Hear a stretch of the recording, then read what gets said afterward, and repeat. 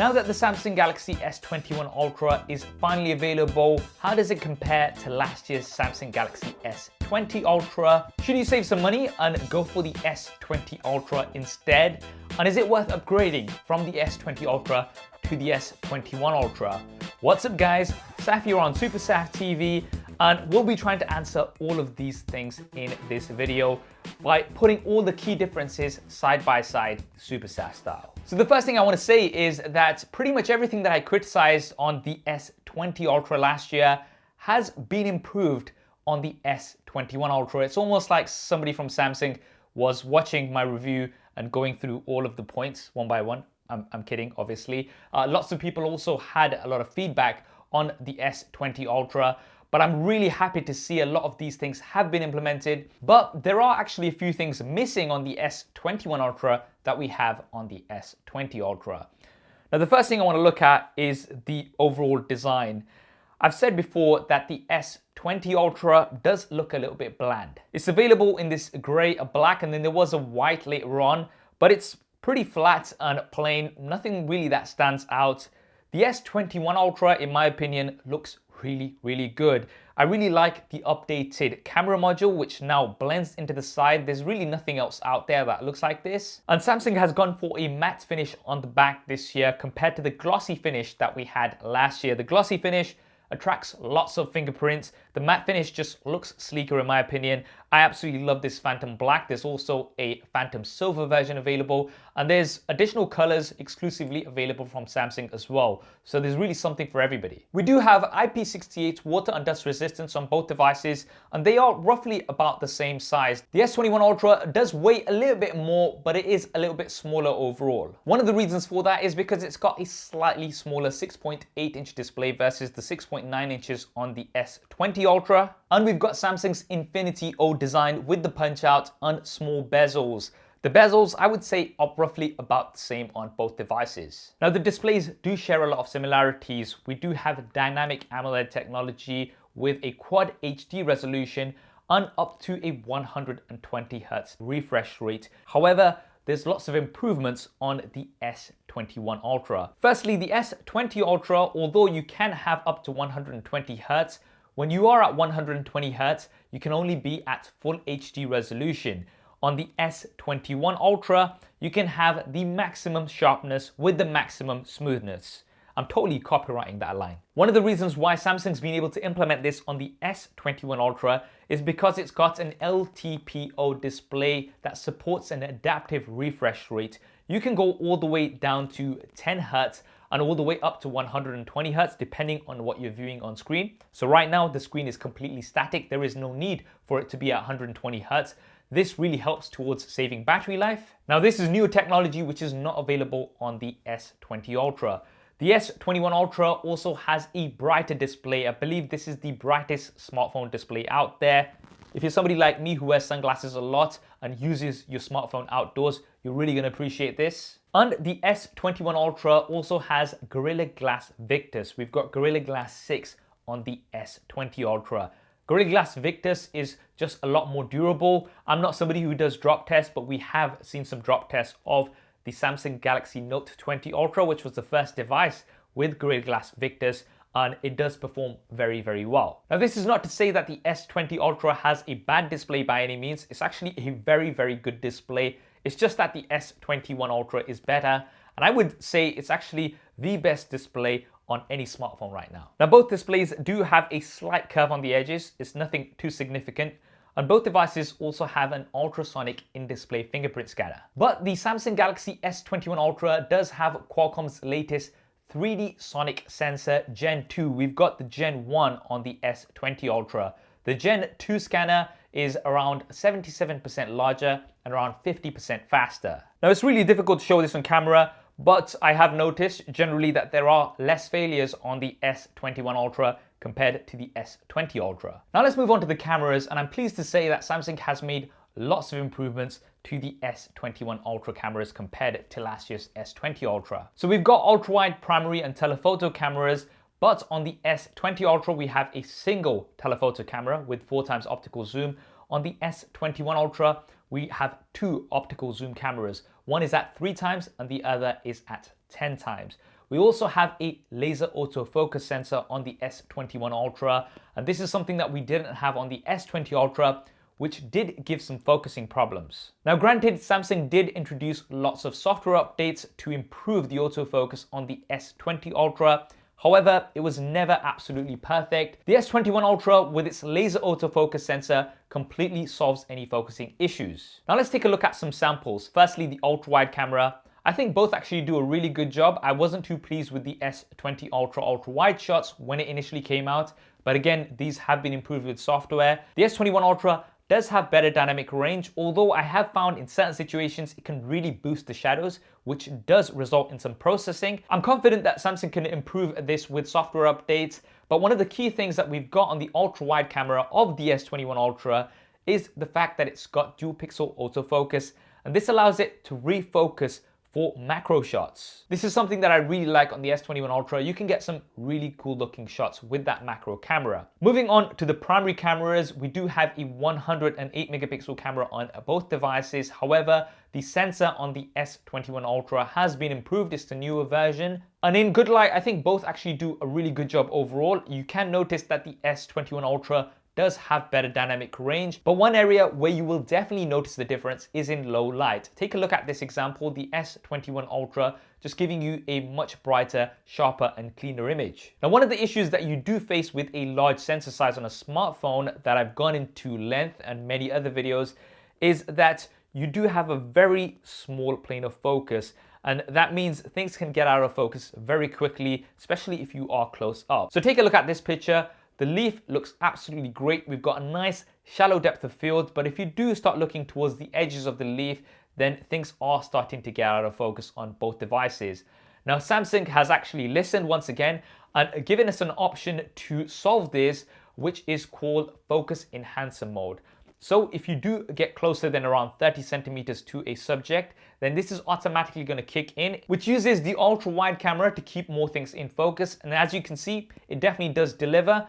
Now, granted, the images won't look as flattering as you have with the shallow depth of field, but in certain situations, it can be very, very useful, and you can switch it on and off as you please. Now, the S20 Ultra actually has great zoom. However, the fact that Samsung plastered 100x space zoom on the camera module itself really took away from how good the zoom was at around 10 times, which is generally what I would use it for at maximum. Again, Samsung has listened to us, and there is nothing like this on the S21 Ultra. And if you take a look at some examples, here you can see that when we are at 3 times on the S21 Ultra and when we're at 4 times on the S20 Ultra, results are super crisp.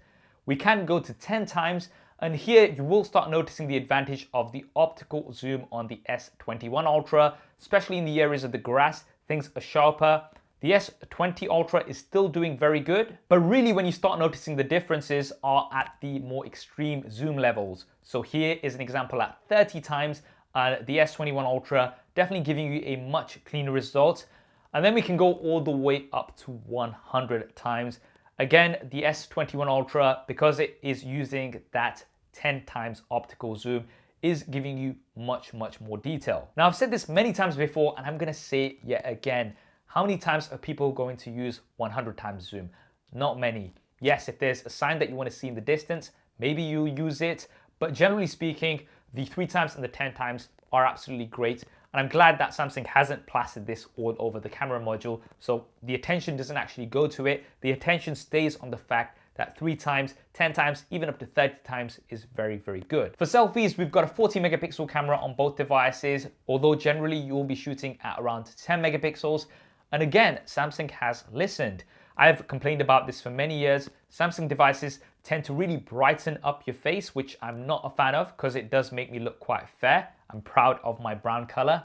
Well, the S21 Ultra, you can actually switch between natural or bright selfies. It gives you that option. Of course, I selected natural, and yes, skin tones are definitely much more natural compared to what they were on the S20 Ultra. Look at my skin, there's definitely some smoothing going on the S20 Ultra, even though everything is set off to complete 0. But I have noticed that results on the selfie camera of the S21 Ultra are a little bit soft. You'll notice in this example that the S20 Ultra does give you sharper results. Also, although skin tones are better on the S21 Ultra, if you look at my jacket, the color is more accurate on the S20 Ultra. Now these are things, once again, I'm confident that Samsung can improve with software updates. Overall, I'm very, very pleased with the improvements Samsung has brought over to the S21 Ultra compared to the S20 Ultra. Let's now talk about video. So we do have 8K at up to 24 frames a second on both devices, but the S21 Ultra, you can film at 4K 60 frames a second from all of the cameras. On the S20 Ultra, you can only do 4K 60 from either the primary camera or the front-facing camera. Video quality is actually really good on both. The S21 Ultra does come with some new software features, so we do have Single Take 2.0, where it will be taking lots of videos and images from all the different cameras and then compiling them. And we've also got Director's View, which lets you preview the different lenses when you are filming. This is something that you don't have on the S20 Ultra.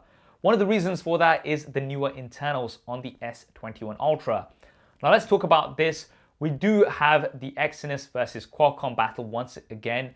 Depending on your region, you will be getting different versions of this. So the Samsung Galaxy S20 Ultra either comes with the Qualcomm Snapdragon 865 chipset or Samsung's Exynos 990. Now I've gone on about this in a lot of detail in my full review of the S20 Ultra, which I will link in the cards and in the description. But in a nutshell, the Qualcomm version was just better in terms of performance and battery life compared to the Exynos version. With the S21 Ultra, you have either the Qualcomm Snapdragon 888 or the Exynos 2100. Now Samsung has actually brought lots of improvements to the 2100, and in my usage so far, it has been very, very fast. Unfortunately, I do not have the Qualcomm Snapdragon 888 version of the S21 Ultra as yet. However, it is on order and it will be coming very soon. And I will do more of an extensive review of the S21 Ultra with both chipsets. If you do want to see that video first, then be sure to subscribe and hit that bell icon. Now the S20 Ultra, although the performance is pretty good overall, the S21 Ultra, being the new device with the newer internals, is just going to be better. We're looking at around 25% improved CPU performance and around 35% improved GPU performance. Now in the day-to-day, you might not notice it hugely, but one of the things I always say is lifespan. If you do get the S21 Ultra, it's just gonna last you that much longer compared to the S20 Ultra. And another thing to keep in mind as well is software. Right now, both devices do have Android 11 with One UI, but the S21 Ultra, being the newer device, will be getting software updates longer compared to the S20 Ultra. Another thing that will go towards the improvement of performance on the S21 Ultra is the fact that it's got UFS 3.1 storage versus UFS 3.0 storage. And for storage options, we actually have the same 128, 256, as well as 512 gigabyte variants available, but the S21 Ultra no longer has a micro SD card slot. The S20 Ultra does. So you can expand the storage on the S20 Ultra by quite a significant amount, almost up to 1.5 terabytes. If you do go for the 512 gigabyte version, this is something you will not be able to do on the S21 Ultra.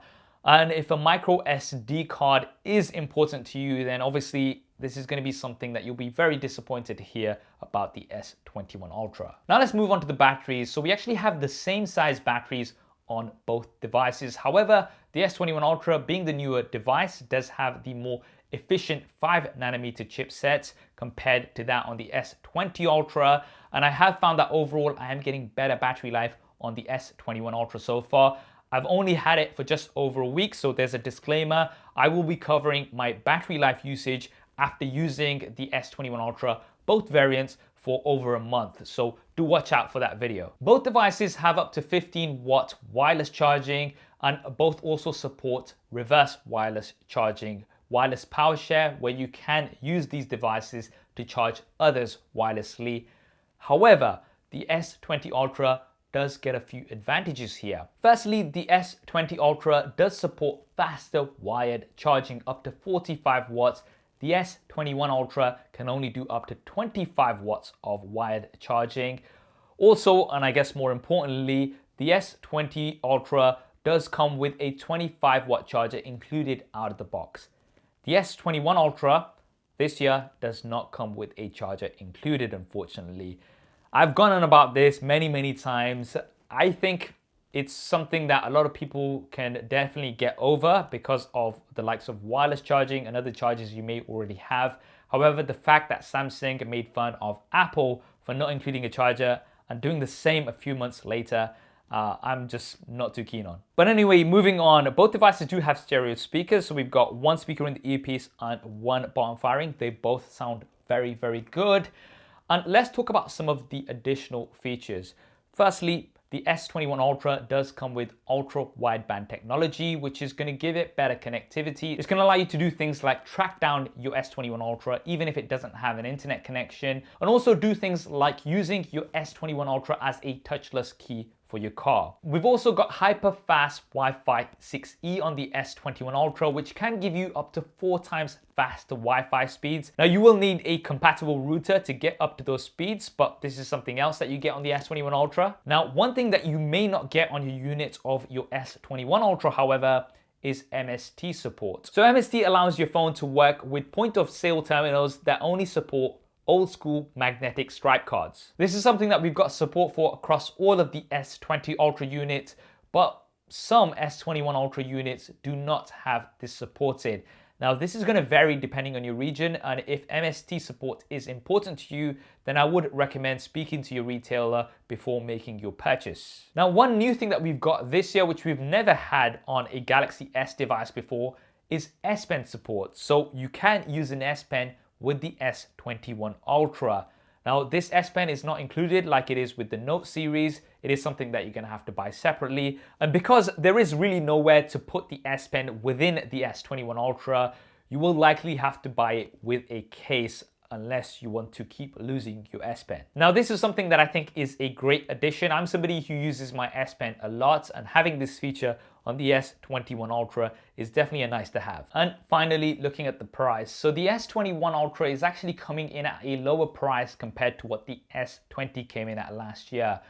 A little bit cheaper here in the UK, but quite a bit cheaper in the US. Now, obviously, because the S20 Ultra has been out for about a year, the price has dropped quite a bit. I've just had a quick look, and at the point of this video, it is going for around £800 in the UK on Amazon and around $950 in the US. I'll leave some Amazon links down below. So based on that, let's try to answer the question. Should you save some money and go for the S20 Ultra instead of the S21 Ultra? Well, in my opinion, you should go for the S21 Ultra, especially if you're going to be pre-ordering, because Samsung is currently including the Galaxy Buds Pro as well as a Galaxy Smart Tag. Those both together are worth around £250, making the S21 Ultra a much more compelling deal. But I guess if you are on a bit of a budget and you're going to be getting an even better deal on the S20 Ultra, maybe you're going to be picking it up second hand, then it is a very good device overall. Although I would also recommend possibly checking out the Note 20 Ultra, which did bring lots of improvements. And if you've currently got the S20 Ultra, should you upgrade to the S21 Ultra? Well, that really comes down to you. If you're generally happy with the S20 Ultra, I'd recommend maybe waiting until we've got the next version out. But if you do want the improvements of the S21 Ultra and you think they will be worth it for you, then I can definitely recommend the S21 Ultra. It's an excellent smartphone overall. And I want to go back to the fact that Samsung really did take the feedback on board and brought us all of the improvements that we asked for. That's what I think anyway. What do you guys think? Do drop me a comment below and let me know your thoughts. As I said, we will be doing lots more S21 Ultra coverage here on the channel, SuperSaf style. If you do want to see all of that first, then be sure to subscribe and hit that bell icon so you don't miss any of it. I hope you enjoyed this video and found it useful. If you did, then do hit that thumbs up button for me. Thanks for watching. This is Saf on SuperSaf TV, and I'll see you next time.